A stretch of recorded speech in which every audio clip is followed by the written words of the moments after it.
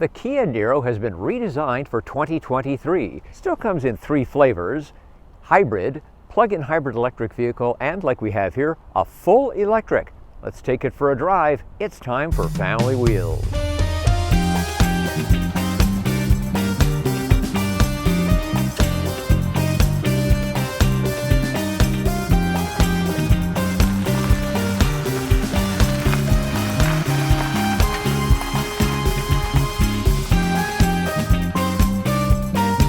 The Niro has been redesigned for 2023, but retains a key element from the previous generation, with all 3 models having some type of electrification.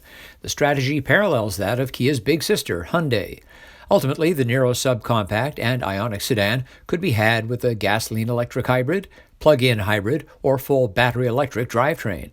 The Ioniq EV was dropped in 2021, and production of the hybrid and PHEV stopped in 2022, as Hyundai focused on the smaller Kona EV and the larger and pricier Ioniq 5.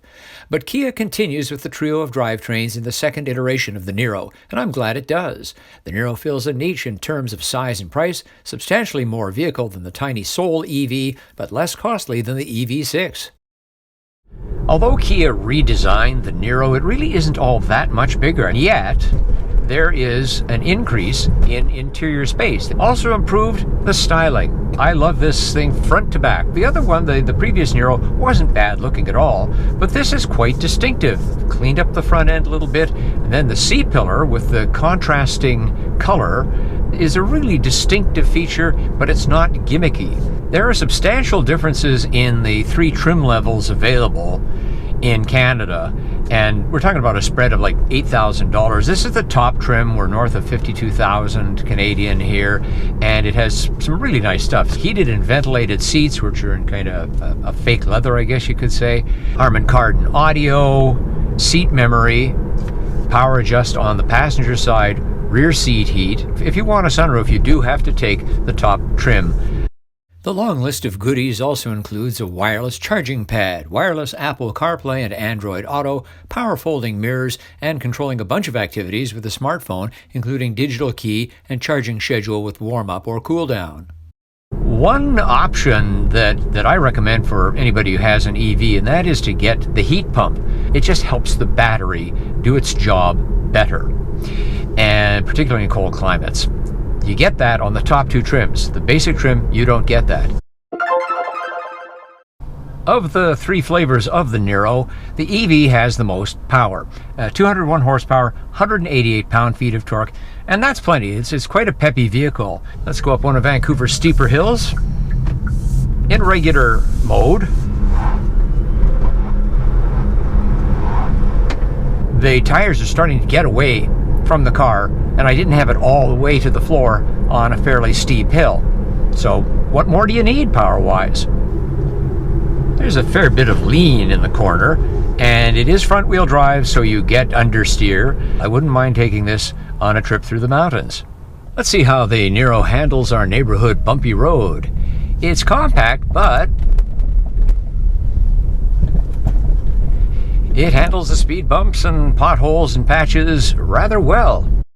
The all-digital gauge cluster comes with quite a variety of themes depending on sport or eco.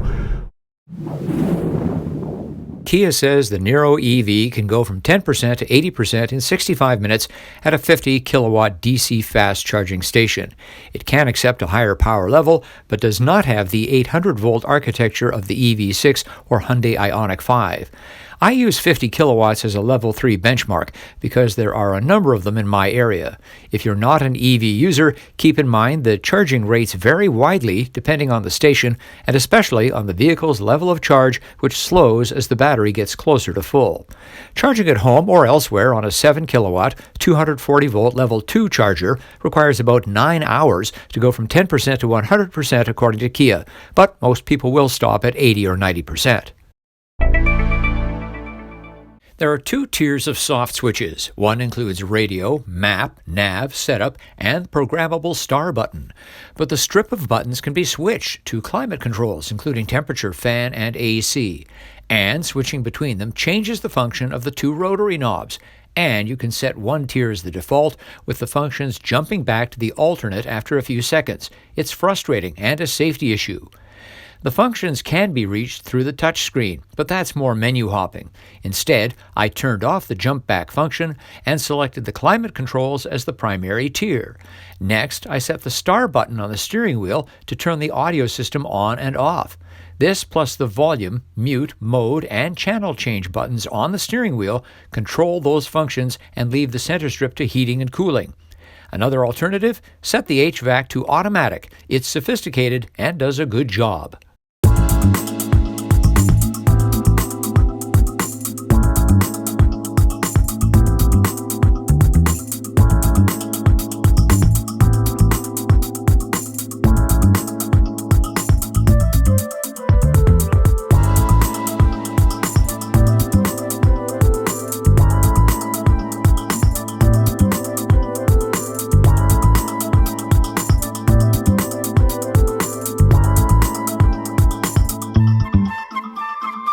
Making the Niro slightly larger has really paid off. In addition to passing our cargo test with flying colors, 3 bags of groceries, a backpack, and a stroller, here we have me in the front seat, 5 feet 11 inches tall, 180 centimeters.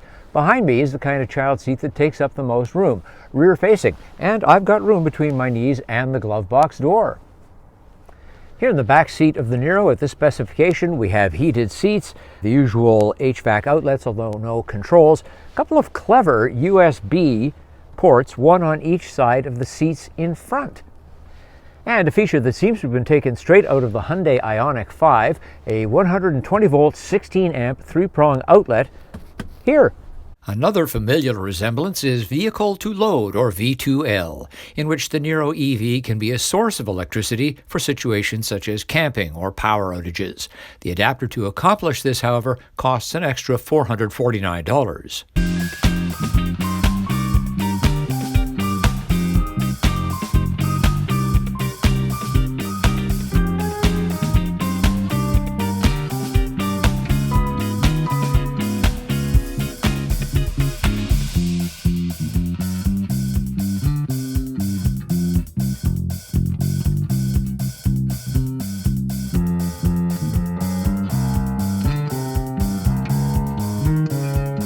That's our look at the new generation of the Kia Niro for 2023.